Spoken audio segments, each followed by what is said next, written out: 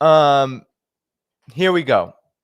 Let's begin with the story. So I want to talk about first the OPEC plus oil production cuts. Now, this is pretty fascinating because you all know that oil production in the 1970s, when the United States, right, was really seeking to push its hegemony, really seeking to monopolize everything, right, especially through its foreign policy, there was something called the petrodollar. All right. So what happened was that Saudi Arabia and the United States agreed that all oil, and Saudi Arabia, of course, is one of the leading oil producers and by far is the largest oil exporter in the world. Saudi Arabia agreed to do all of this trade in the US dollar, and that helped solidify dollar hegemony. And so that's the context here that is so important to understand when you hear OPEC plus, which Saudi Arabia you could consider is the de facto leader, right? The de facto leader of OPEC plus, Saudi Arabia, which has a deep relationship with the United States. It couldn't be any deeper, right? The US and Saudi Arabia are very, very close. And it's a controversial relationship because Saudi Arabia is a monarchy. Saudi Arabia is the largest funder of terrorism in the world. I would argue the United States is, given the relationship here. But nonetheless, on the surface, at least, let's just go by surface level thinking, the United States sends tens of billions of dollars of weaponry to Saudi Arabia and receives back oil hegemony, energy hegemony. And now the United States is its own so-called oil and gas exporter. It's independent, energy independent, all that nonsense. But it's Saudi Arabia's a decision to use the dollar only in all oil transactions, which has kept the US dollar dominant. It's not the only factor, but it's one of the biggest. And so what do we have right now? We have an economic and energy crisis that it's hard to cite a time in history where this has been a bigger problem. Of course, in 1973, when there was another oil crisis, a lot of people thought it was manufactured. That was also a big deal. But this comes with, this situation right now with Ukraine comes with monumental consequences for Europe, so-called Western civilization, the US-led imperial order. That's what's on the line here. And so Joe Biden, right, it wasn't too long ago that he visited. It hasn't been, what was it, just a little over a couple months ago, where Joe Biden visited Saudi Arabia, gave MBS, right, the leader of Saudi Arabia, Mohammed bin Salman, gave him the fist bump, and everything was great, right? It was controversial. People were so angry because Biden spoke all this stuff about supporting the reduction of support to Saudi Arabia for its genocidal actions in Yemen. But you had that fist bump. And even the New York Times at that time, I covered it here, was saying that you got to be careful for Saudi Arabia right now because they're not cutting their ties with China and Russia. And actually, it's likely that they will strengthen. Well, fast forward into right now, and what has happened? Well, Saudi Arabia has affirmed its commitment to continuing its relationship with Russia and China, and also and diversifying its oil transactions and its oil market investments with the rest of the world. And so Joe Biden, given this unprecedented energy crisis for Europe, they've cut off their main supplier in Russia. They're desperate to everyone, all of these countries, the collective West, the US-led Western imperial order is desperate to get energy prices down. So they begged Saudi Arabia, the United States foremost. Biden begged Saudi Arabia,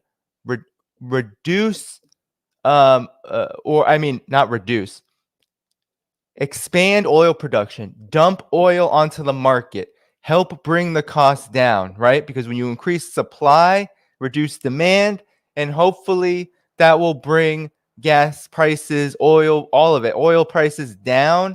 And that's good for midterm elections coming up in November, because this is a temporary move. It always balances out. It wouldn't have been a permanent change, right, in the overall economic situation. It would have just been temporary, and hopefully the Democrats would have benefited from it. That was the logic. Saudi Arabia said no. OPEC Plus said no. We're not going to, we're not only going to not pump more oil into the market, but we're going to reduce oil production. And who does that benefit? Well, it benefits Russia, and it benefits China. It benefits the rest of the world, which is the global south in particular, struggling with these prices. It's going to benefit them, but it's going to keep gas prices high here because a lot of it is targeted at the United States and the collective West. This is a calculated political move by Saudi Arabia. And you could say, well, Saudi Arabia is being opportunistic here. Perhaps. But nonetheless, this is big news. This is big news.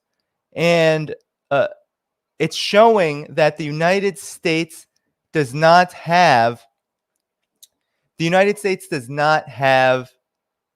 same kind of dominance that it once did. Because really what Saudi Arabia has just done is said, we'll do what we want. If you do what you want, if you want to destroy the world economy, if you want to screw us, because this is also harming Saudi Arabia, right? Instability and the possibility of just economic catastrophe, that doesn't really help anybody. So Saudi Arabia said, well, we're going to get ours, and Russia's going to get theirs, and everyone who's an oil exporter is going to get theirs, and prices will remain high, and it'll hurt your people, and it's going to hurt people. But this is what we're going to do because, well, you're not the boss of us. And I think that is a huge deal, because Biden in the United States has always believed itself to be the boss of Saudi Arabia. It always believed it was the dog wagging the tail. And now you see the tail is wagging the dog here, right? And this has been a phenomenon that is not necessarily new. It's one that there's been tensions between these two countries before, between the United States, the leader of this global imperial system, right? This global empire. And Saudi Arabia is supposed to be just a junior partner. It's supposed to be just, sitting on top of oil, receiving all sorts of security, securitization, and militarization from the United States. And that's supposed to be the relationship, right? But it's one of supposed dependency for Saudi Arabia. Well, it's a new world. It's a new world order. This is a multipolar world order, and Saudi Arabia does not feel like it has to be beholden to the United States right now, especially when it doesn't serve its own interests. So I want to just read from an article, a couple. First, what China had to say about it, okay? So the Global Times came out with this piece very soon after. Okay, this was yesterday. So this has actually been going on for the last a little under a week, but it's been reiterated because today the Biden administration said it's reevaluating its relationship with Saudi Arabia. So now we might see some tougher policies on Saudi Arabia, something we haven't seen from the Biden administration. Now, a lot of people wanted tougher policies on Saudi Arabia, especially in regards to its intervention in Yemen, its war in Yemen, which is just killing so many people. A lot of people want to see that. Also, Saudi Arabia's role in funding terrorism. So there's space across the political aisle to get tougher on Saudi Arabia, the Khashoggi incident, all of that. But because Saudi Arabia is so important to OPEC Plus, to the United States and its relationship and its dominance in the region, the United States has not done anything to Saudi Arabia. But now that may change given this situation. And so Global Times in China said OPEC Plus output cut points to U.S. loss of control of the global oil market. Janet Yellen, U.S. Treasury Secretary, criticized the OPEC countries, or OPEC, and its allies' choice to cut oil output as unhelpful and unwise for the global economy, said the Financial Times. We're very worried about developing countries and the problems they face, she said. While Yellen seemed to be concerned about how the emerging markets will respond to energy prices, it is crystal clear whether it is the U.S. economy or developing countries she was really worried about. If the U.S. had truly cared about developing countries, the Federal Reserve would not have enacted such aggressive rate hikes, which have triggered capital outflow and financial turmoil in many countries this year. Yeah, the fact that Janet Yellen has the nerve to say that she is concerned about developing countries, poor countries, oppressed nations around the world, that's quite insulting coming from someone who works in an administration that is literally placing sanctions on more than 30 countries around the world, including some of the poorest countries around the world, in order to starve them, right? In order to enact regime change. It's quite, and literally sanctions on Syria, which the United States, Biden has done nothing about, continue to starve Syrian people. So China, Global Times, they're right. The United States does not care about developing countries. The move by OPEC Plus could serve as the beginning of a major change in the global oil supply and demand pattern. With many countries around the world still facing an energy crisis, Saudi Arabia, Russia, and other oil exporters should further coordinate with China, India, and other developing countries on oil issues. This is because developing countries are often unable to compete with Western countries for energy supplies and are thus forced to deal with energy shortage. The Biden administration's annoyance with OPEC Plus is because the production cut undermines U.S. interests. The higher oil prices as a result of production cuts will mire the U.S. in high inflation and create higher energy costs, dealing a blow to Biden's efforts to stabilize prices before midterm elections. Also, Russia may benefit from the production cut with increased revenue from oil sales, weakening the effect of Western sanctions. More importantly, the OPEC Plus organization's recent decision may mark the beginning of the U.S. losing its control over the oil market. Although a White House statement said that Biden had directed the Department of Energy to release another 10 million barrels from its strategic petroleum reserve next month in an effort to lower prices, it is worth noting that the depletion of the strategic oil reserves, the U.S. is increasingly ceding control of global oil markets to OPEC Plus. Fundamentally speaking, the days when the U.S. called shots over the global oil market are gone. The OPEC Plus organization's choice to cut oil output despite clear U.S. opposition is an indication that these oil exporting countries are no longer willing to yield to the U.S.'s strategy.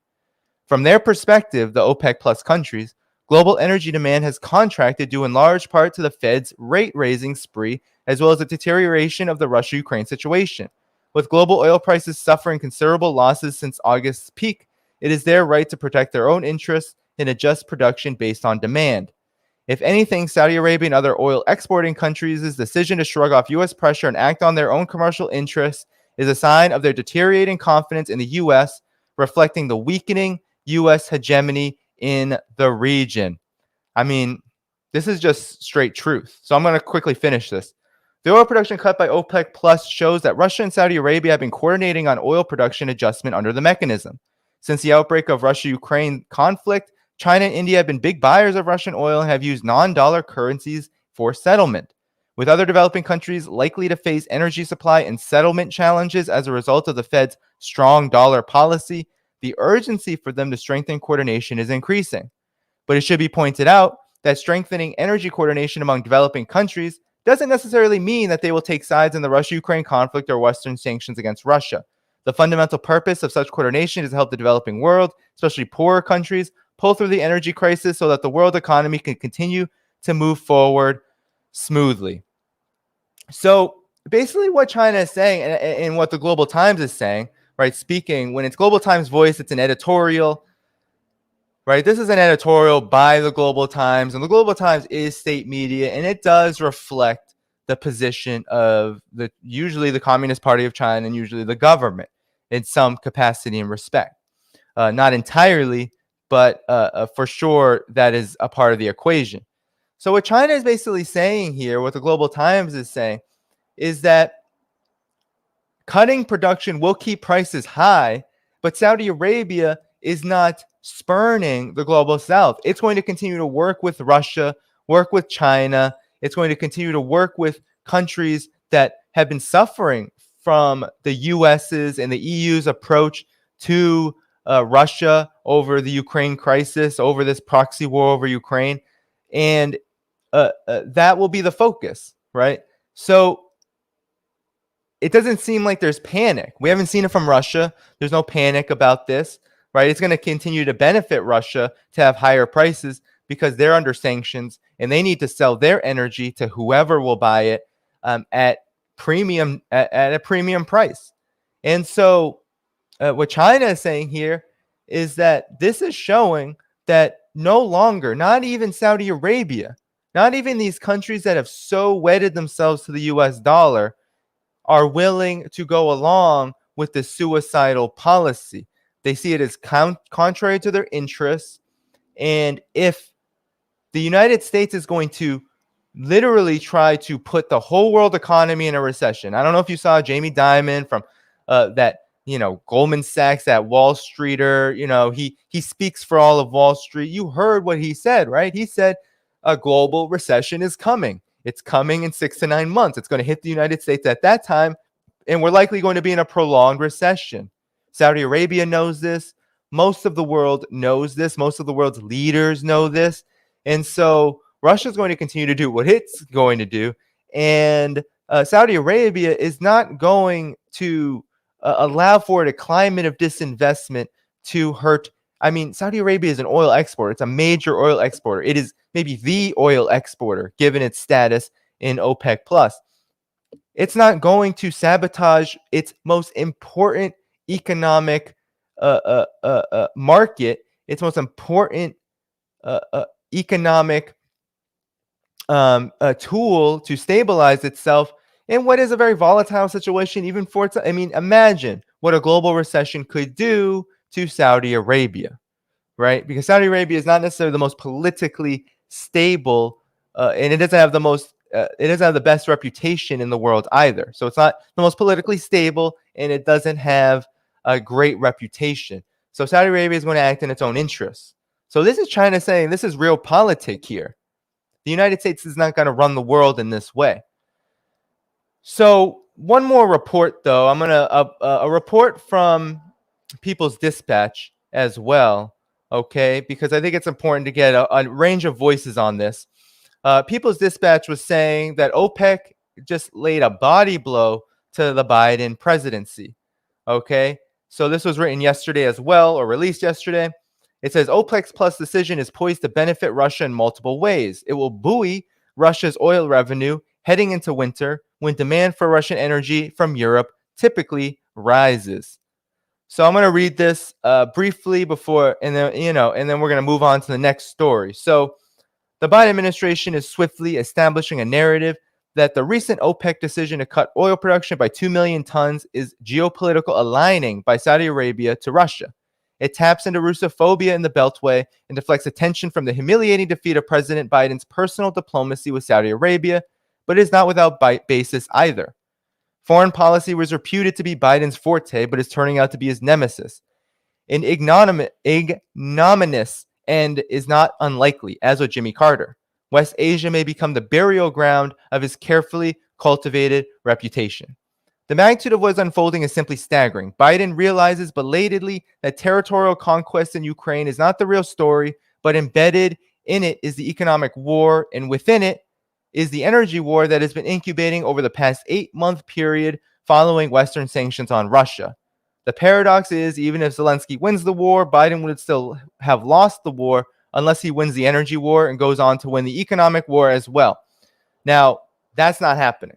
The United States is not winning any of these wars. Zelensky is not going to win the war against Russia, the proxy war on Russia. The United States isn't going to win an economic war against Russia. If it were, it would have already happened by now. Russia is the most sanctioned country in the world, but its currency continues to become more valuable on the world market. And if it wasn't for the Nord Stream destruction of the Nord Stream pipeline, the terrorist attack on it, it probably would be posting even if not economic growth, positive economic growth. Now it's a little bit negative, but that's no problem for Russia, given the overall situation is going to be global recession. So Vladimir Putin realized such an outcome as far back, or visualized this outcome as far back as 2016, when on the sidelines of the G20 Hangzhou summit, the tantalizing idea of OPEC Plus crystallized between him and then Saudi Crown Prince Mohammed bin Salman. I wrote at the time that, quote, an understanding between Russia and OPEC holds the potential of completely transforming geopolitical alignments in the Middle East. This shift cannot but impact petrodollar recycling, which has been historically a robust pillar of the Western financial system. In strategic terms, too, Washington's attempt to isolate Russia have been rendered ineffective, and that was 6 years ago. So the debris that surrounds Biden today is a messy pile. He didn't realize that the lackadaisical way that the Russian offensive in Ukraine rolled on, because Putin was concentrating on the economic war and the energy war, the outcome of which will determine the future of the U.S. as a global hegemony, which has been riveted on the dollar being the reserve currency. Back in the early 1970s, Saudi Arabia agreed that the price of oil should be determined in dollars and that oil, the world's most widely traded commodity, would be internationally traded in dollars, which virtually mandated that every country on the planet ought to hold dollar reserves in order to buy oil. The U.S., of course, reciprocally pledged on its part to free access to the dollar was guaranteed for all countries. However, it turned out to be a phony assurance in the wake of the rampant weaponization of the dollar and the U.S.'s preposterous moves to grab other countries' dollar reserves. Unsurprisingly, Putin has been harping on the need for setting up a reserve currency alternative to the dollar, and that finds resonance in world opinion. All indications are that the White House, instead of introspection, is considering new forms of punishment for Saudi Arabia and Russia. While punishing Russia is difficult, since the U.S. has exhausted all of its options, Biden thinks he still holds Saudi Arabia by jugular veins, being supplier of weaponry and custodian of massive Saudi reserves and investments, and being the mentor of Saudi elites. So Brian Deese, the director of the National Economic Council, told reporters on Thursday, quote, I want to be clear, this OPEC production cut the president has directed that we have all options on the table and will look to continue, and that will continue to be the case. Early on Thursday, Biden told reporters he is looking at alternatives. So this is going to be interesting because it's going to be interesting to see whether Biden can punish Saudi Arabia over this. I think not. But it'll be interesting to see if that's actually possible. Does the United States think it can bite this ally, that it can continue to try to put into the trash bin the economies of its allies? It's already did it to Europe. Does it think it can afford to do that to Saudi Arabia? I mean, the United States is trying to take a wrecking ball to the entire world and now is doing so more egregiously toward allies. Does this look like an empire that's rising or an empire in decline? Because to me, this behavior is so desperate. Saudi Arabia is one of the U.S.'s most loyal allies on very important issues, very important. But the world situation has become so intense. The contradictions have sharpened so much that even Saudi Arabia has to think twice about this U.S. policy toward Russia. Because Russia is a reliable friend, the United States, well, you don't do one thing the United States says, and now they're considering trying to basically chop your legs off, right? Pull the rug out from under you. Does that sound like an empire with strength or one that's declining? To me, it sounds like one that's declining. So neither Biden nor Deese explicitly named what those alternatives would be, other than to reiterate their ability to pull from strategic petroleum reserves, lean on energy companies to reduce consumer prices, and work with Congress to consider legislative options. This is a foreign policy black eye for Biden, who is facing ridicule over his Saudi Arabia trip in July, which is excoriated by Democrats and Republicans alike. The U.S. political elite feels that the OPEC decision looks like a targeted Saudi move to weaken Biden and the Democrats in advance of the November elections. And of course, all the liberals are saying, Russian agents, this is a Russian plot. This is all about, I mean, everything's a Russian plot, right? Elon Musk talking about peace, Tulsi Gabbard, which if we have time, we'll get to. But everything's a Russian plot, right? So now Saudi Arabia is working with the Russians. It's a foreign policy move with the Russians. It absolutely isn't. This is Saudi Arabia's just assertion of even a nominal form of sovereignty. Just saying, we're not going to do what you say here because what you're saying for us to do here is actually going to be against our economic interests in the short term. Saudi Arabia is thinking short term right now as well, while it's working long term with its growing partnerships in Asia, with Russia, with China, with the entire Asian continent, west, all the way from west to east, north to south. So potentially this could have an impact beyond the US-Saudi relationship, right? And could change the security picture in West Asia more than anything since the 1979 Iranian Revolution. Already, the Shanghai Cooperation Organization has slouched toward West Asia, with Iran joining it, and Saudi Arabia, the UAE, Qatar, Bahrain, Kuwait, and Egypt being granted status as dialogue partners, and Turkey intending to seek full membership. In the broader terms of de-dollarization, the Shanghai Cooperation Organization Summit in Samarkand drew up a roadmap for a gradual increase in the share of national currencies and mutual settlements, flagging the seriousness of its intention. Now, the American defense industry will stiffly resist any attempts to unwind business in Saudi Arabia. It has extremely close ties to the Biden administration. But Washington may work for some sort of regime change in Riyadh. Prince Salman said he does not care if Biden misunderstands him. There's little affection between them. The point is, this is not a mere hiccup.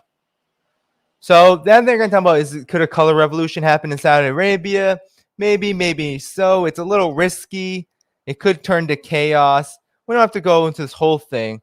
The point is, though, is that there's a price cap now that the EU has placed, that the United States is leading on Russian energy.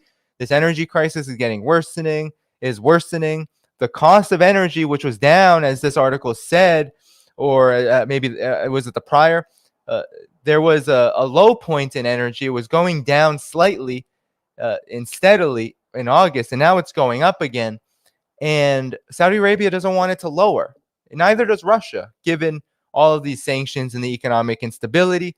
And of course, the United States kind of shot itself in its own foot by emphasizing these interest rate hikes in order to try to install investment as a whole, basically to facilitate an economic recession in order to pull through its own contradictions. Absolutely, an incredible turn of events. And Saudi Arabia is kind of sick of it. And this is Saudi Arabia. This is not a country that's typically standing up to the United States. So the ironic thing here is Russia won't have to reduce a single barrel of output, as it is already producing well below its OPEC target, and it's benefiting from the higher oil price, which will be achieved through cuts mainly by OPEC Gulf producers, shouldered by Saudi Arabia, Iraq, UAE, and Kuwait. So isn't it amazing, they say, that Russian oil companies will benefit from higher prices while at the same time keeping output steady? This is when the central bank in Russia is likely to have more than recovered $300 billion of reserves already that were frozen by Western central banks at the beginning of the Ukraine war.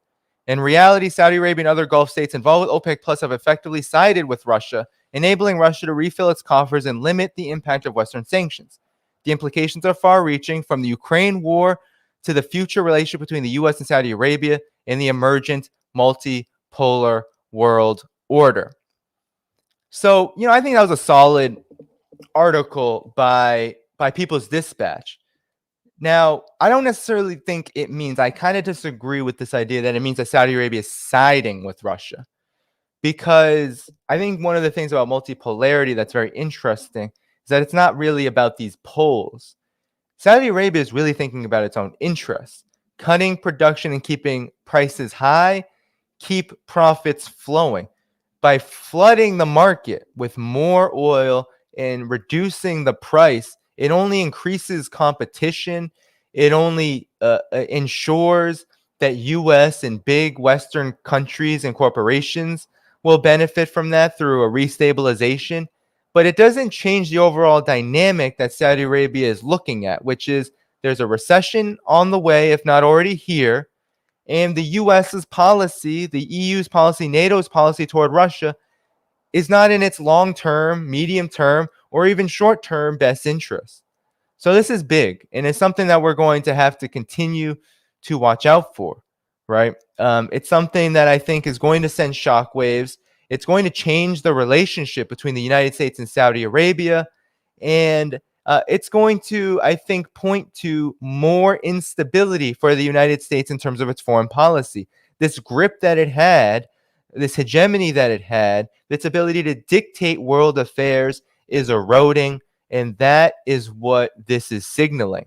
And of course, it's going to hurt workers, it's going to hurt oppressed people, because the United States doesn't want to do what is necessary, which is peace, right? Forget all of this pumping Ukraine with military weaponry that's not going to get to them anyway for a long, long time. Forget these sanctions. Let there be a negotiated settlement. Let things stabilize.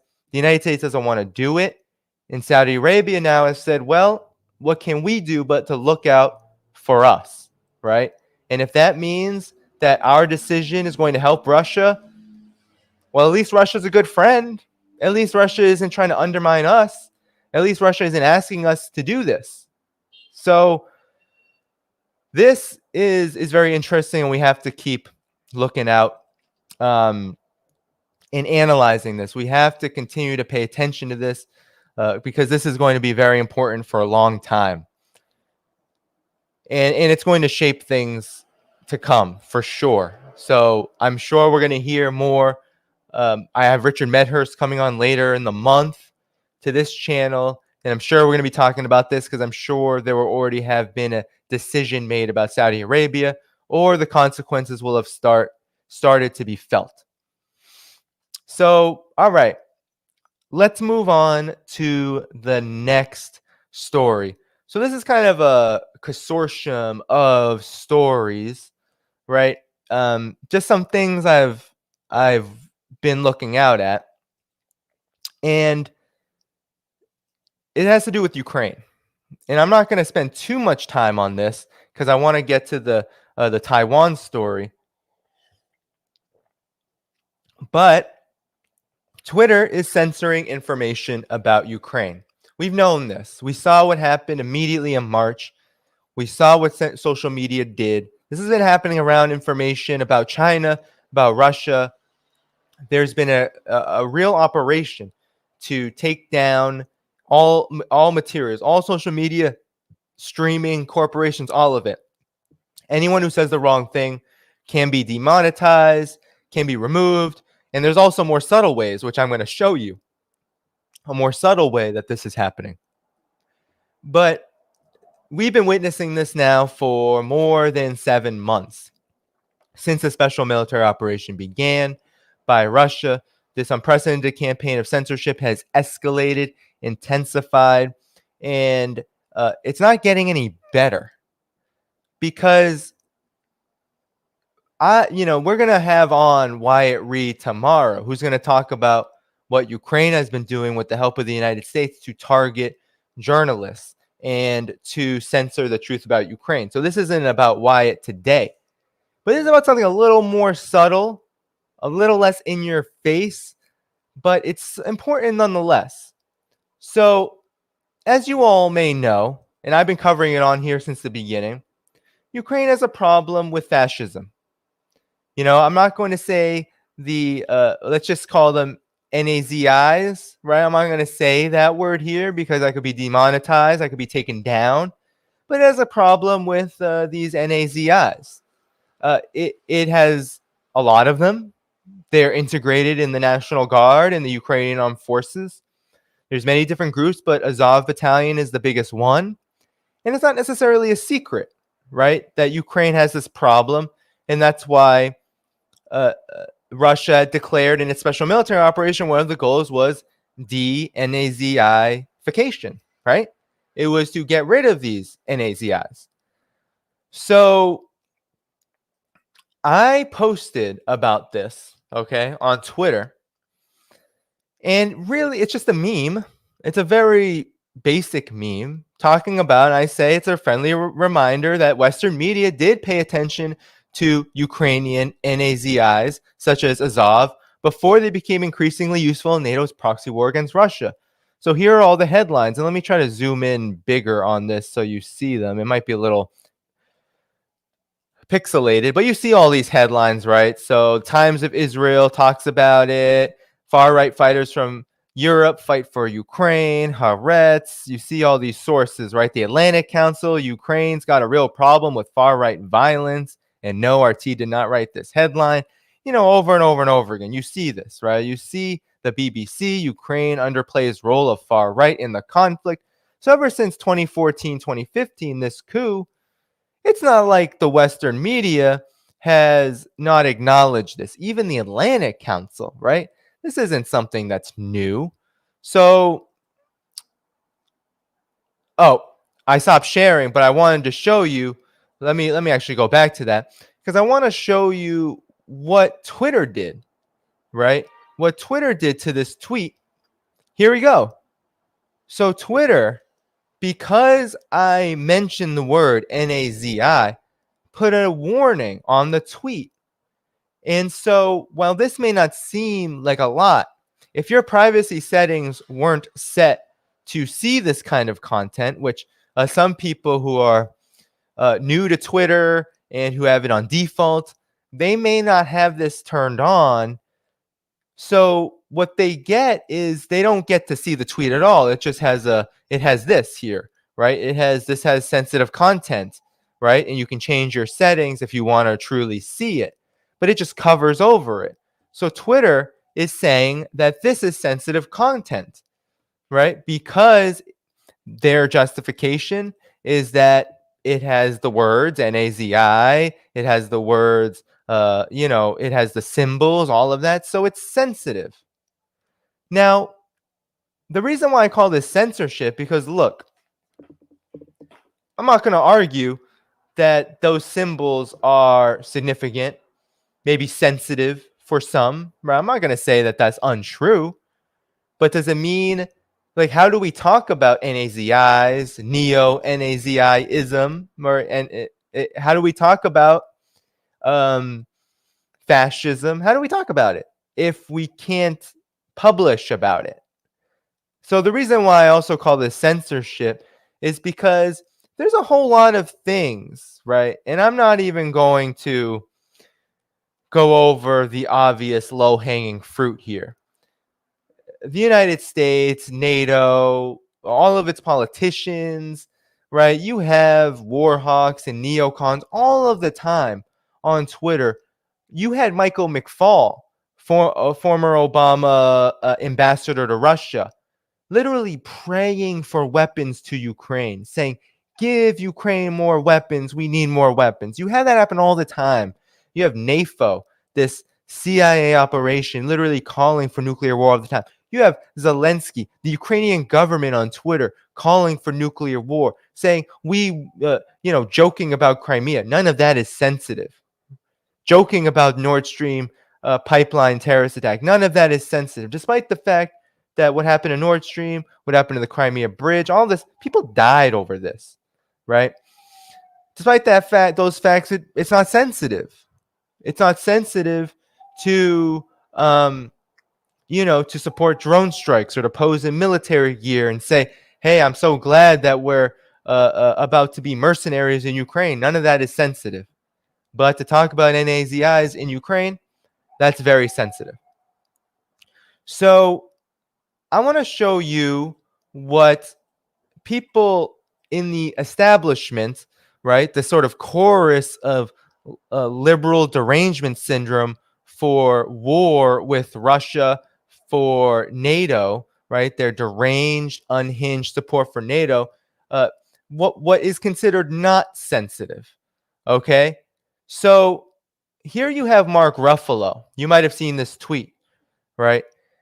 You had the Finnish Prime Minister on October 7th say, oh, I'm not even going to play. I don't want to play what she had to say. All right. All she said was Russia needs to leave. All right. I don't want to hear her voice. I don't want to hear it. I don't want to hear that NATO puppet talk. But Mark Ruffalo said, it's so simple, Russia. Leave Ukraine and it's over. World peace. Ukraine can't leave Ukraine. Russia can always go back to Russia. But this is okay, right? Because supposedly he's talking about peace. But actually, what his words denote is a complete and utter misunderstanding of what has been going on. And what he said there actually covers up and arguably could be seen as complicit in the erasure of the thousands of people, upwards of 14,000 people who have been killed by Ukrainian armed forces, by the Ukrainian military since 2014, since the coup. We could say that. That's not sensitive. You can't take that down. despite the fact that what he's basically doing is spreading ignorance and misinformation. There won't be world peace if Russia leaves Ukraine. If Russia left Donbass, what do you think would happen? More ethnic cleansing, more genocide. That's why Russia stepped in. Do you know where Donbass is, Mr. Mark Ruffalo? Have you seen a map? It's right on Russia's border. And these folks, the People's Republics of Donetsk, of Lugansk, right, all across East Ukraine, we're being shelled, we're being bombed, we're being killed daily. And you have the nerve to say world peace will happen if Russia leaves? That's just lies. Regardless of what you think about whether Russia should be doing this operation, should be conducting military operations in Ukraine, or whether you don't think so, right? Whether you think it's necessary or unnecessary, doesn't matter. The point is, I mean, it does matter, but the point really is that there wouldn't be world peace. There would be a lot more people dying, just like what's happening now. Except what's happening now is there is more of an equal struggle. Now there is a real battle for self-defense of the people of East Ukraine, when before it was, David versus Goliath. It was Ukraine's NATO-backed military versus armed resistance groups, essentially. Now Russia is backing those armed resistance groups, which are saying we want self-determination from Ukraine's coup regime. And you have people like Mark Ruffalo being kind of insensitive to them. But Mark Ruffalo doesn't get taken down, right? But here's the worst one. Okay, here's what I think is even a better example of how liberalism, the U.S. liberal class, bourgeois liberals, these ruling class liberals are so thirsty for war that they will say and do anything to support NATO, to support this proxy war on Russia. They don't even care what the facts are. These people are such puppets of the establishment, of the imperialists, that they don't even care what the facts are. So the American Federation of Teachers, one of the largest teachers unions in the country, if not it is the largest. She's in Ukraine, Randy Weingarten. And so Randy Weingarten, I mean, she is a well-known Democratic Party establishment hack. Much of the big, what is called international unions, really, it's a misnomer. It's really national, but they're called internationals in the spirit of when there were international socialist internationals, right? Like large groupings, nations of working class representatives. That's where that language comes from. Randy Weingarten is notorious, though, for being an establishment hack. She's notorious for just supporting the Democrats. She's basically a campaigner for the Democrats at this point. She's probably one of the most stark examples of this phenomenon, okay, of the marriage between labor leadership, what Lenin would call the labor aristocracy, and the Democratic Party. So here, and I'm going to play this for you because she is in Ukraine. She's in Ukraine. She's in a war zone. And she's promoting war from a war zone and covering it up, right? Glossing it over as solidarity with Ukraine's teachers. So here we go. So, we've been in Zamość for the last couple of hours and checking in on the people that we were visiting in Ukraine and Lviv. And we've made a decision that we're going to go to Lviv and talk to the union leaders there, and that we're not going to let Putin get away with terrorizing people. Putin terrorized people today with this wave of indiscriminate bombings throughout the cities of Ukraine, as he has terrorized people since February. So our trip. Does that sound genuine to you all? First of all, it sounds like she's never talked about this in her life because she can't even say Putin. She says Putin, right? But she then talks about she's not going to let them. Who you're not going to let what do you have to do with Russia? You're a US based teachers union leader, supposedly a leader of teachers, but she's a teachers union leader and she ended up in Ukraine on a dime, right? Basically prancing out there and doing the shucking and jiving for the Biden administration. This is what this is. Of solidarity and bearing witness is probably more important today than it was when we planned it. And so the schools are closed. Children are learning remotely or in bunkers right now. But the union leadership wants to meet with us and we want to meet with them. And so we're on our way to Lvov. So Randy Weingarten, right? A champion of solidarity. Well, little do people know that the AFL-CIO, and this is why the labor movement is in such trouble in the United States. It's because labor leadership, this isn't a new phenomenon. This has been since before the Cold War. The old AFL, the old Samuel Gompers AFL had an organization that preceded Solidarity. This organization was the what was it called now? It was it was free. What was it? The Free Trade Union Council, the FTUC, but that was replaced, right? That was replaced by what was called the American Institute for Free Labor Development. That preceded what we have now as Solidarity, the Solidarity Center. These are U.S. government funded by primarily the National Endowment for Democracy, but many other organizations as well. So basically what these organizations do is they cultivate an imperialist policy for American labor unions. So U.S. labor leaders like Randy Weingarten here, she gets paid through these AFL-CIO unions, they are paid through these foundations to basically do the bidding of imperialism. So the National Endowment for Democracy is the big funder of Solidarity. And they have a huge reputation all across Latin America, right? Supporting anti-Bolivarian, anti-Hugo Chavez, Maduro forces in Venezuela. But really, since the Cold War, and even before that, where it was the labor movement, the U.S. government was trying to collaborate with Gompers, and then George Meany after that, who was the head of the AFL-CIO for quite some time, to collaborate with these forces to eradicate any kind of socialist influence in the labor movement. And then also to use these corrupted pro-capitalist, pro-imperialist leaders in their foreign policy.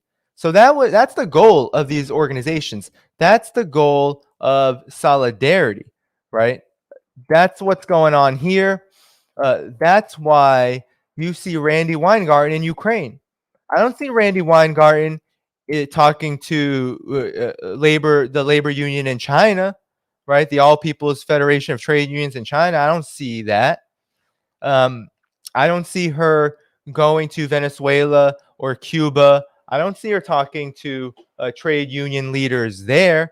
I don't see her going to Syria or anywhere else like that to so-called U.S. adversaries.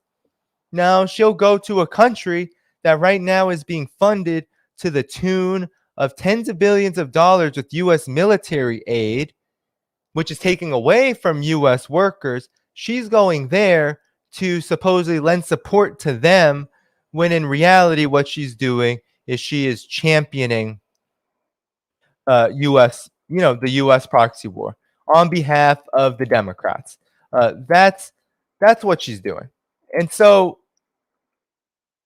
conflict of interest, a little bit, maybe just a little bit. It's a little bit of a conflict of interest, but none of this is deemed sensitive.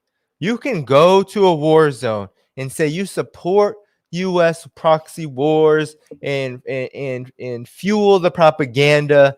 Talk about, oh, Putin's so horrible for bombing Kiev, while never saying a word about the U.S. bombing countries all around the world. Never say a word, 40 per day or something ridiculous, all right? A ridiculous amount of bombs per day drop in the United States. Never say anything about it, but that's not sensitive to Twitter. Twitter will only censor you for bringing up what is factual about Ukraine. And then it gets worse because of the kill list, which Wyatt Reed will talk about tomorrow, which literally is targeting people like Roger Waters, of all people, including Wyatt and others, for merely speaking out for peace and merely talking about inconvenient truths about Ukraine, which don't satisfy the interests of the military-industrial complex or the United States or NATO. I mean, that's what we have here. We have this situation where you can only say with confidence that it won't be censored, won't be demonetized, won't be taken down, won't be covered up, won't be pushed down the algorithm. You can only say what NATO, what the US, what the EU, what they want you to say. Right? You can repeat their talking points. That's not sensitive, even if it kills people in the thousands, millions, even if it brings us to the brink of nuclear war. You can say whatever they want you to say. But if your interest is peace, if your interest is in the truth, if your interest is in stopping wars, if your interest is in supporting a more fair and just world order that's more balanced, that has leadership from multiple players, multiple countries, and that adapts aspects of social systems that are different, that are alternatives to U.S. imperialism and U.S.-led Western imperialism, then it's sensitive. Then you're censored, essentially. So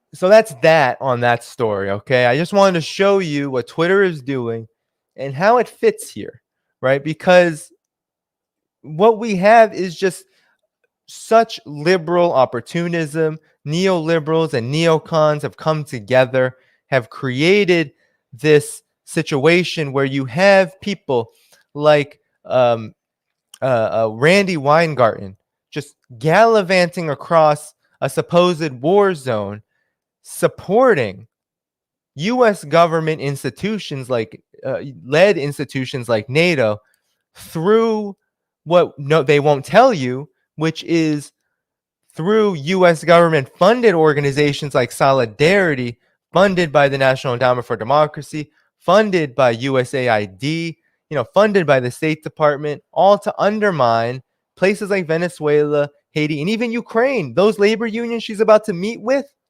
those are all U.S. sponsored unions that are undermining Ukraine's actual economic sovereignty, that are helping to keep the status quo. That is the real crime here. A trade union leader, actors like Mark Ruffalo, these so-called do-gooders, actually using their status and their capacity to say whatever they want to cover up and forward the crimes of NATO, the crimes of the U.S. empire. That to me is really what needs to be highlighted here. And so let's move on, though, because there's one last thing I want to talk about. So before we close it up here, let's see how quickly we can do this. So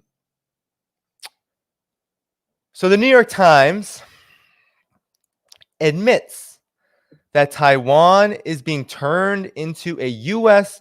weapons depot by the United States. That Taiwan is being turned into a weapons depot by the United States. So this story hasn't been talked about too much, but officials in Taiwan say that Taiwan needs to become a porcupine with enough weapons to hold out if Chinese military blockades and invades it, even if Washington decides to send troops. So this was written last week. But, there's still been talk about Taiwan. there's always this talk about, well, it's not just Ukraine. Taiwan could be also a nuclear flashpoint. There is some concern about that among some sections of the progressive intelligentsia, liberal intelligentsia, but also it's just a constant foreign policy point. That's not going to let up anytime soon. So we need to talk about China. China is about to have its 20th CPC National Congress, which is going to be very important in formulating the next 5-year plan for China. And we're going to see China's stability on display very soon. In 5 days, it starts. And so we can expect more propaganda to ramp up against China. So the New York Times admits this, though, that Taiwan, which is part of China, is being turned into a weapons depot by the U.S. And it says American officials are intensifying efforts to build a giant stockpile of weapons in Taiwan after studying recent naval and air force exercises by the Chinese military around the island, according to current and former officials. The exercises show that China would probably blockade the island as a prelude to any attempted invasion, and Taiwan would have to hold out on its own until the U.S. and other nations intervened, if they decided to do that, the current and former officials say. So when you say current and former officials, the intelligence apparatus, just always remember that that's who they're talking about. They're always anonymous. You can't know who they are. They don't want to reveal themselves, but they're giving information to the New York Times to promote their narrative. It is unclear how China might respond if the United States accelerates shipments of weapons to Taiwan, a democratic, self-governing island that Beijing claims is Chinese territory. Oh, no. China doesn't claim. The U.S. has signed on to 3 different communiques where the U.S. says, all right, China doesn't claim.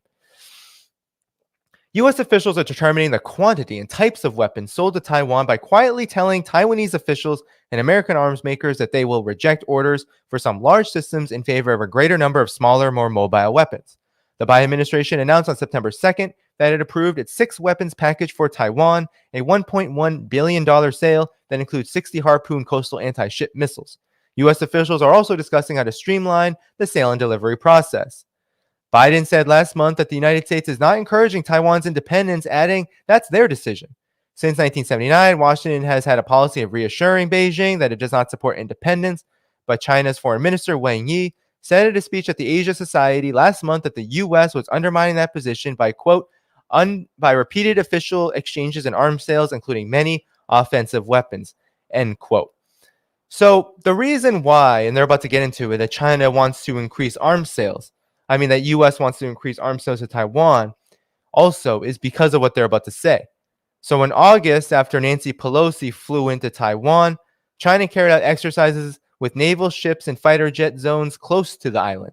It fired ballistic missiles as well into waters off of Taiwan's coast, 4 of which went over the island, according to Japan. So this was after Pelosi's visit with Taiwan. But even before this, Taiwan and U.S. officials have been closely examining the potential of an invasion because Russia's assault on Ukraine had made the possibility seem more real, though Chinese leaders have not explicitly stated a timeline for establishing rule over Taiwan. So think about this. The United States, what do you think this sounds like? The United States and supposedly Taiwan officials, which of course means Tsai Ing-wen and all of these puppets that the United States has cultivated in Taiwan, these anti-China puppets, what they're saying is this ridiculous comparison that, because Russia conducted a military operation in Ukraine, that means China is next. Well, the situation's a lot different. Taiwan is China's sovereign territory. Ukraine is being used as a pawn of NATO to militarily encircle and really come up against Russia's border and kill Russian-speaking people, Russians who consider themselves Russian. It's a lot different than what's happening with Taiwan. But nonetheless, this has been the narrative that's been spun. It seems more real what China could do. So that's just really a blank check for the U.S. military-industrial complex to say, all right, let's pump it full of weapons. Let's pump Taiwan full of weapons. And that's what's been happening. The U.S. would not be able to resupply Taiwan as easily as Ukraine because of the lack of ground routes from neighboring countries. The goal now, officials say, is to ensure that Taiwan has enough arms to defend itself until help arrives. Mr. Biden said last month that U.S. troops would defend Taiwan if China were to carry out an unprecedented attack on the island, the fourth time he stated such a commitment and a shift from the preference of strategic ambiguity on Taiwan among other U.S. presidents. Stockpiling Taiwan is a very active point of discussion, said Jacob Stokes, a fellow at the Center of New American Security, just one of those think tanks that is funded by the military-industrial complex, right? Funded by the Pentagon. It gets all sorts of lucrative contracts from corporations like Raytheon, which you know that guy Lloyd Austin is the defense secretary of Biden's administration. But this Jacob Stokes, right? This military-industrial complex salesperson posing as a expert in a think tank. And if you have it, how do you harden it? How do you disperse it so Chinese missiles can't destroy it, meaning stockpiling Taiwan with weapons? The view is we need to lengthen the amount of time Taiwan can hold out on its own. That's how you avoid China picking the low-hanging fruit of its fait accompli strategy, that they've won the day before we've gotten there. That is assuming we intervene. I mean, does this sound like bloodlust to you? Because it sounds like bloodlust to me. U.S. officials increasingly emphasize Taiwan's need for smaller, mobile weapons that can be lethal against Chinese warships and jets while being able to evade attacks, which is central to so-called asymmetric warfare. Shoot and scoot types of armaments are popular with Ukraine's military, which has used shoulder-fired Javelin and NLAW anti-tank guided missiles and Stinger anti-aircraft missiles effectively against Russian forces. Recently, Ukraine has pummeled Russian troops with mobile American-made rocket launchers known as HIMARS. Well, not for long. I mean, this, of course, is glossing over the truth of the matter, which is these weapons are running out, and also a lot of them are not even making it to the front lines. But Ukraine is victorious, supposedly, even though we're not going to be singing the same tune over the next couple months. I can guarantee you that. To transform Taiwan into a quote-unquote porcupine, an entity bristling with armaments would be costly to attack. American officials have been trying to steer Taiwan's counterparts toward ordering more of those weapons, and fewer systems for conventional ground war like M1 Abrams tanks. Pentagon and State Department officials have also been speaking regularly about these issues since March with American arms corporations, including at an industry conference on Taiwan this week in Richmond, Virginia. Jedediah Royale, a Defense Department official, said in a speech that the Pentagon was helping Taiwan build out systems for an island defense against an aggressor with conventional overmatch. In a recent article by James Timby, a former State Department official, do you see who they're talking to? This is always the case with foreign policy with China. They're just talking to government heads. They're just talking to intelligence, the anonymous officials. Then they're talking to Pentagon officials. Then they're talking to State Department officials. Then they're talking to Pentagon and State Department and military contractor funded think tanks, right? It's all just one big club of warmongering, right? That's being supposedly reported to you as news. So James Timby and James O. Ellis Jr., who's a retired U.S. Navy admiral, said Taiwan needs, quote, a large number of small things, end quote, for distributed defense. And that some of Taiwan's recent purchases from the U.S., including Harpoon and Stinger missiles, fit that bill. Taiwan also produces its own deterrent weapons, including mine layer ships, air defensive missile systems, and anti-cruise missiles. When you think about who this article is talking to, it literally sounds like an advertisement. Look at all these weapons. Look at this is what they need. So you should then sell these weapons to them. And then Taiwan, you should buy these weapons. It sounds like one big advertisement for war. They said Taiwan needs to shift resources away from expensive, high-profile conventional systems that China can easily destroy in an initial attack, though some of those systems, notably F-16 jets, are useful for countering ongoing Chinese fighter jet and ship activities in quote-unquote gray zone airspace and waters. AKA the U.S. should not be talking about anything about gray zone waters because it literally is trying to say that it has established an air defense identification zone over Taiwan and part of mainland China. It literally created that after World War II. The hypocrisy is just out of control.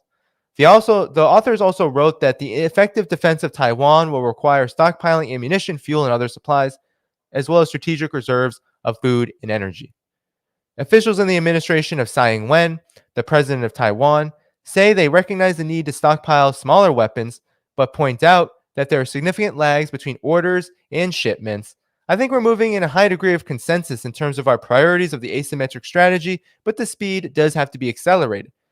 More money, more weapons, more money, more weapons. Do you hear this?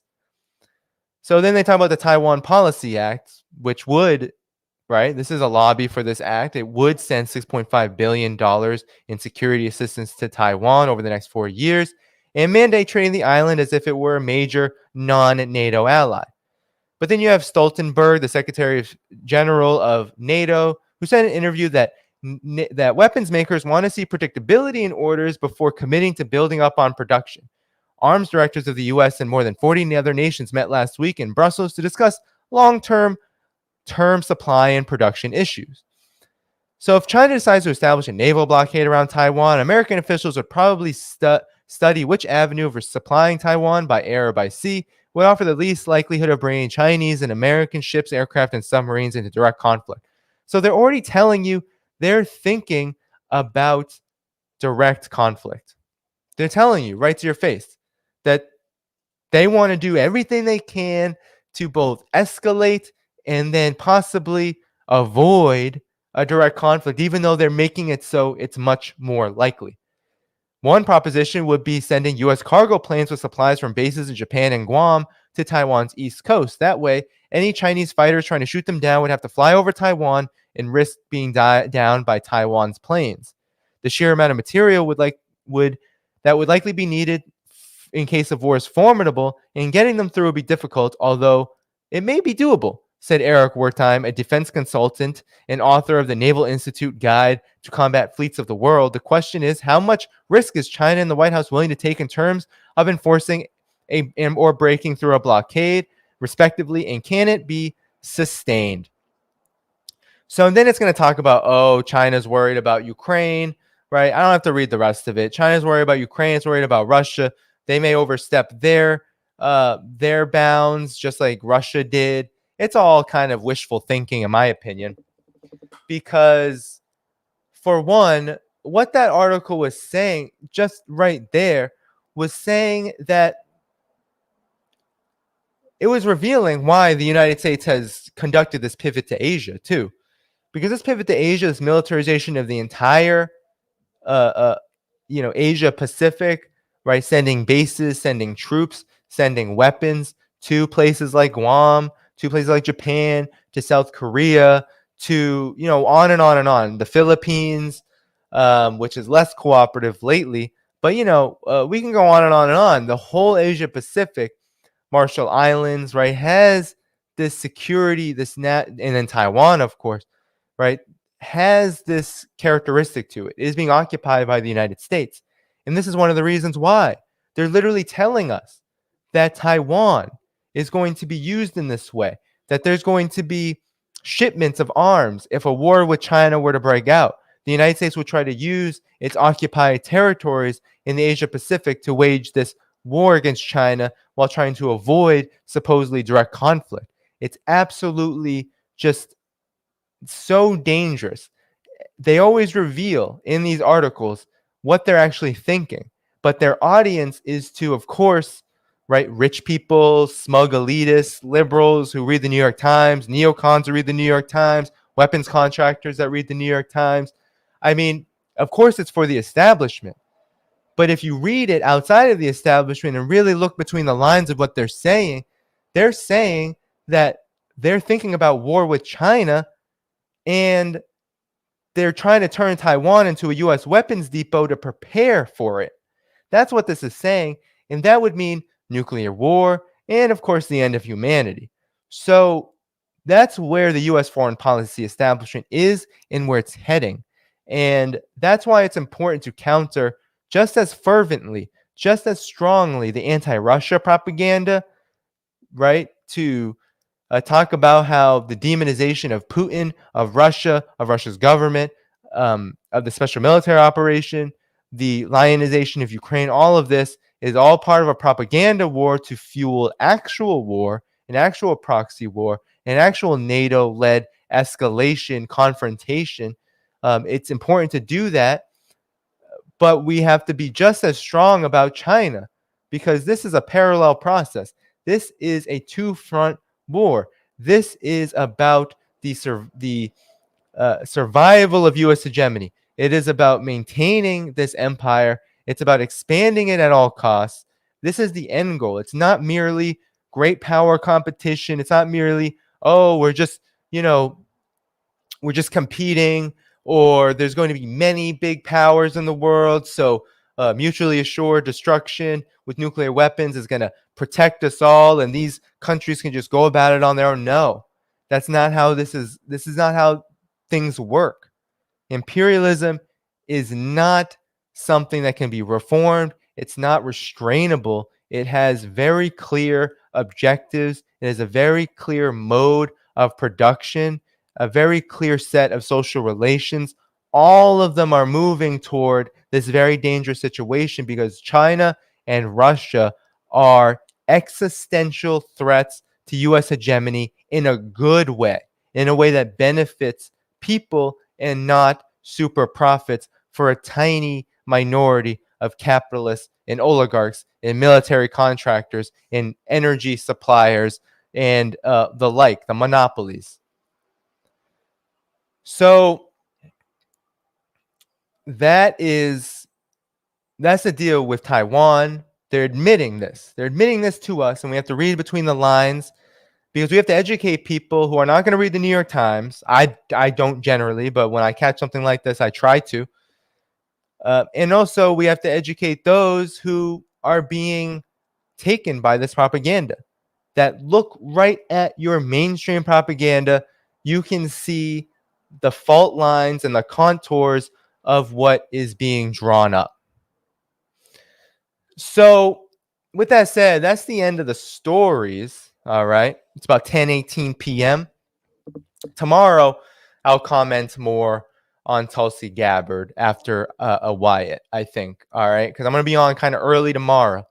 So while you're here, just set your clock or whatever to 1 p.m. Eastern Time, 10 a.m. Pacific Time, so you can catch my interview with Wyatt Reed, and I'll probably be on with him for 30 minutes to an hour, and then I'll probably react to Tulsi Gabbard more tomorrow because there's a lot to say. I would be on here forever talking about her because it's just sad. But I want to leave some time to go through the super chats for you to like this video and do all that good stuff. Go through if any members have any questions, and then we can close up if there's none. So good to see you, CMF, and thanks for being a weapon. Okay.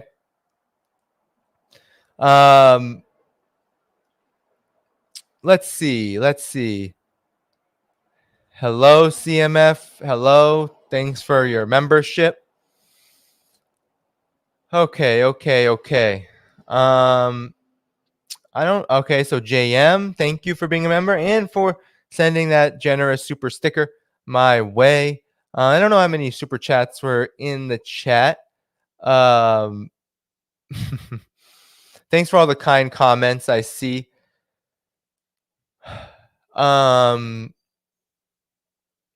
So I don't see any big questions. JM has been kindly sending super stickers my way. Thank you again. So yeah, stick around, everyone. I'll put out more announcements after I quickly scroll through this. I don't see any more super chats other than those, I don't think. All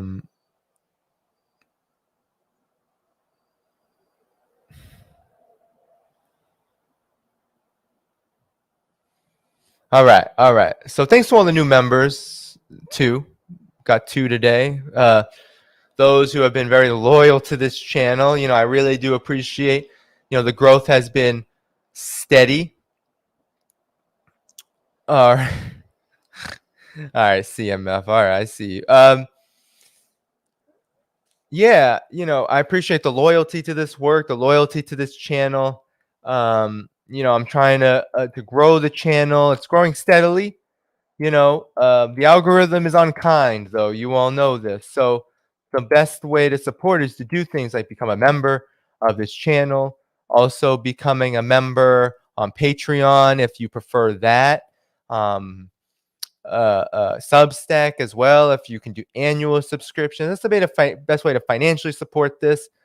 I'm hoping, I think it's like $80 more per month. I'm hoping either on Patreon or through the memberships or Substack or whatever, to be sustainable.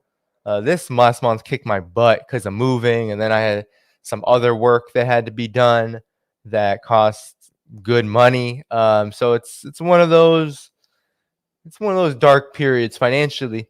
Yeah, you know what I'm talking about. For many people, it's a dark period all the time.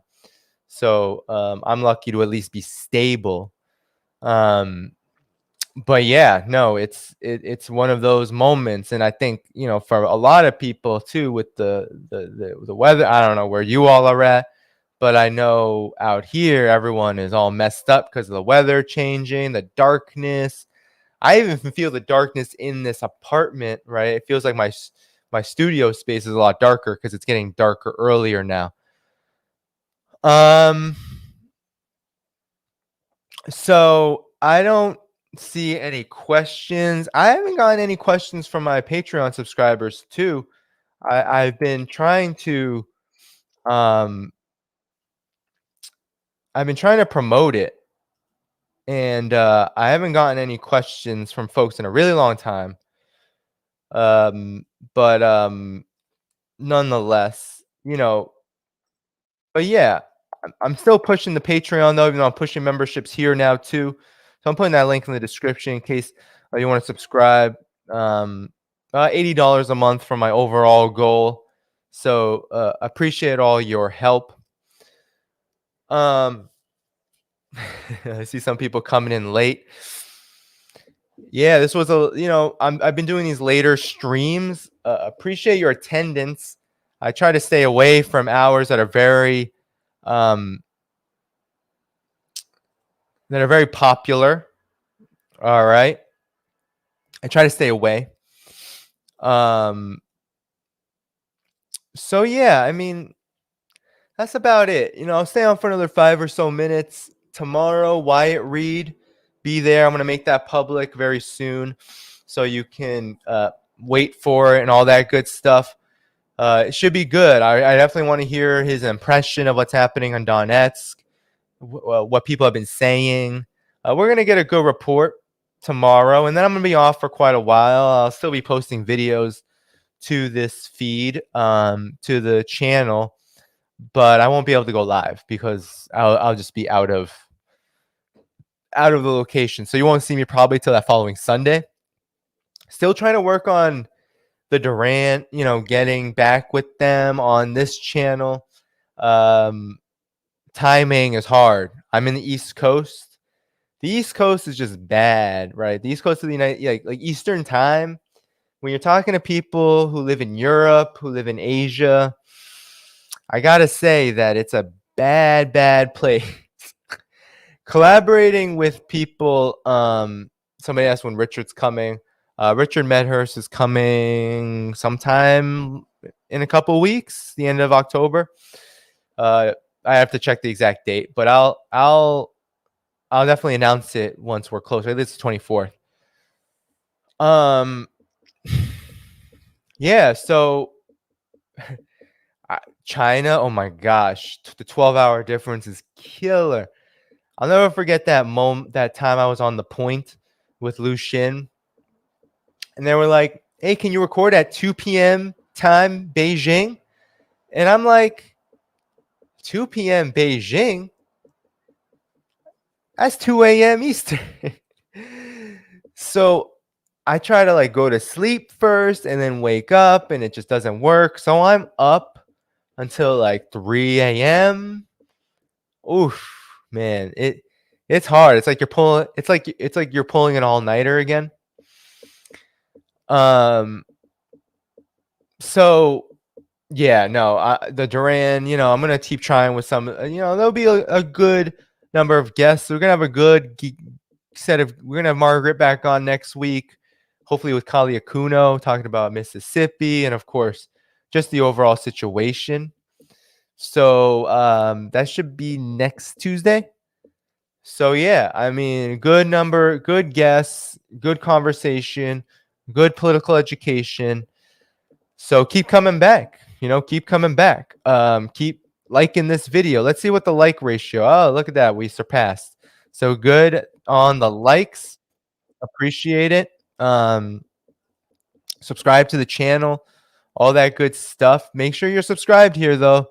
You can consider becoming a member too, but being subscribed and liking the videos and boosting the algorithm. Comment after you're done here.